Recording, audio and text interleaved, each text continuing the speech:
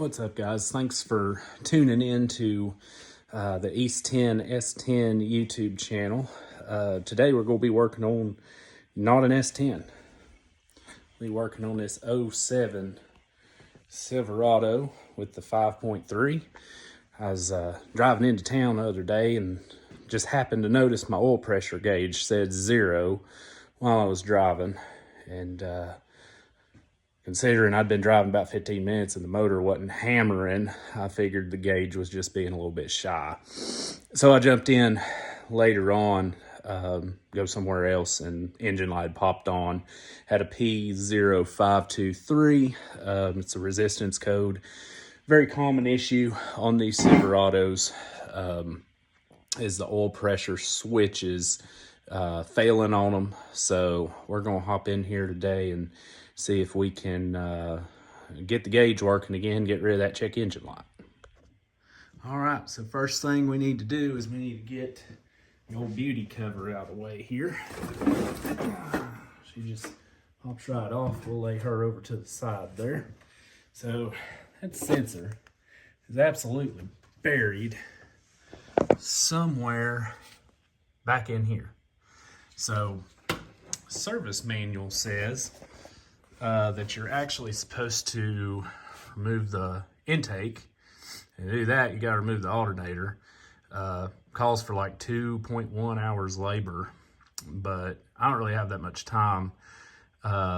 So I've done one of these one time before where you can sneak your hand kind of like you got your brake booster hose that goes through there, off of here, goes back in there. That sensor's back in there up against the firewall. I've done it one time before many years ago, and we're going to attempt to get it out that way again. It's probably going to be a lot more awkward to access than it would be if all this was opened up. Or we could, walk right up to it then. But we're going to do the right thing and try and cut corners as much as possible. All right, so trying to show you guys a little bit better where this thing's located. Of course, this is the engine here. I'm sorry for the horrible lighting, but if you look, there's this plastic vertical cover here all the way back at the firewall. And there's a little tiny hole back in there. And if you see right at the tip of my finger, there's a little shiny silver thing. That is the switch. That is the Conda hex head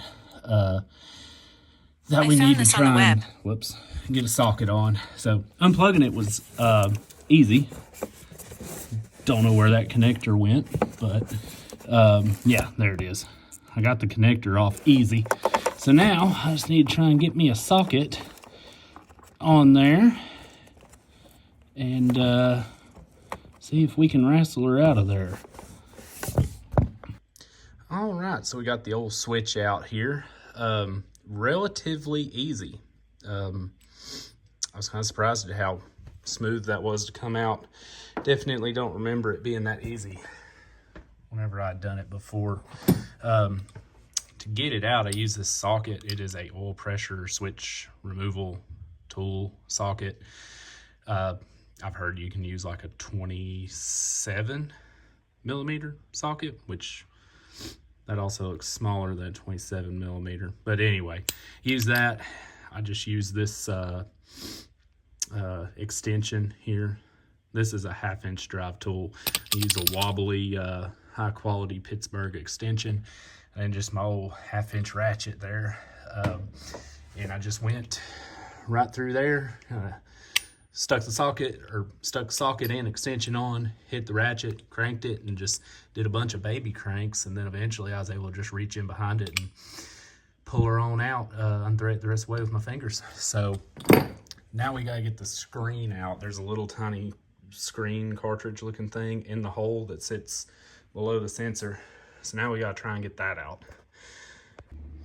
I don't know how well you guys can see it, but I'm looking through the hole on the little plastic shield that we were talking about. And I've got my hand wrapped around there with a pick. If you look, you see the hole. Look kind of in the right corner, and you'll see me pulling my pick up. Oh, see the screen? I had it, and then it fell in there. You just got to kind of work it, and then eventually you'll should be able to just reach in and grab her and pull her out. So here's what you're after. I got her out. That's your screen. You can see I ripped mine to pieces pulling it out. Not seeing much sludge buildup. I'm really surprised by that. This truck's got 134,000 miles on it. I really was expecting to see this sludged up. A lot of guys say just throw them out, don't put a new one back in. Some guys say to just spray these with brake clean and reuse them. So the sensor I got, let's get her out of the old packaging here. So I went with the Dorman. Usually I would want to use an AC Delco, and they had AC Delcos on the shelf, but they didn't come with the new screen. And with this screen the way it is, I wouldn't want to put it back in that way. So if I didn't have a screen, I would just trash this. But I wanted to put a new screen in. So I wanted to get a sensor that came with the new screen. AC Delco was like 20 bucks higher. Didn't come with the screen. Didn't come with the sealant on the threads. The Dorman came with the screen. Came with the Loctite on the threads. And I've ran Dorman stuff plenty of times and never had too much of an issue. So I think this in here will be all right. So it is important. Mine come with thread seal on the threads.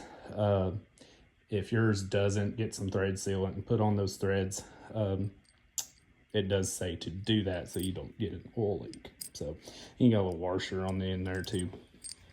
So let's get this, gotta put our screen in first, and then we will work on getting the sensor in. Before I put this in, I went ahead and on that O-ring, I went ahead and put me a little thin coat of oil around it. Should help it push in there and seat in there better, just being lubed up. So I'm gonna climb back up on here and try and drop her in. So I did, got my screen in. I did use this. So you drop the screen in the hole, that's easy, but then getting your finger in there just right to push it in is a little bit difficult. If I could have used my pinky, I think it might have been easier. So I just got this chisel because it was the first thing I found that I thought it would work, and just dropped it in the hole. I just gently pressed, and then you heard, and she's seated in now. Whenever you get your old sensor out, you can just stick your finger in the hole, get an idea how deep it's supposed to be. So yeah, I'm pretty confident we got it. So now we're gonna throw our new switch in there, use the same tools hopefully that we used to take it out, and crank her down and plug her in and see what happens. All right guys, so fired her up. My engine light's still on. I haven't cleared the code yet, but you'll see we're holding oil pressure. So I believe that switch got her fixed. I will tell you, it did take it a second. Normally a gauge will spring right up when you fire it up, but it did take it a second to come up, but now it's holding. So I'm gonna go out on a limb and just say it was the computer refiguring itself out. I don't know, I couldn't tell you, but she's working now. So yeah, thank you guys for watching. I tell you, it's one of those things, there's a lot of guys online, a lot of great videos actually, that'll show you how to do this, that you can learn from. And you know, I just hope this helps somebody out there that may need to do this. But I will say, you know, I didn't have that hard of a time with this. You know, it's awkward, but